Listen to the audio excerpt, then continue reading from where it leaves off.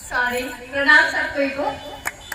हम चाहते हैं कि नेहरुआ जी को आप लोग सब लोग जिताइए इस बार, उन्हें मौका दीजिए ताकि वो आजमगढ़ के लिए कुछ करके दिखाए। सब लोग सपोर्ट करिए और कमल का बटन जरूर दबाइए। जय श्री राम। मैं गाना गाना चाहती हूँ। मेरा फेवरेट सॉन्ग है। चूड़ियों पर नाम हमर कड़ियों पर नाम बा, अरे उनके खातिर हमर जिंदगी तमाम बा।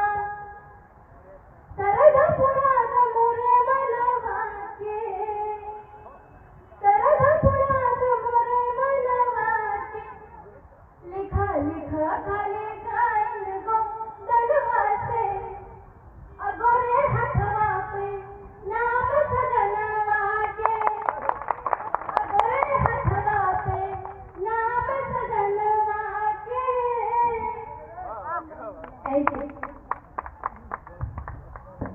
मैं परमेश लाल भाई जो दिनेश लाल यादव जी के छोटे भाई भी हैं और हमारे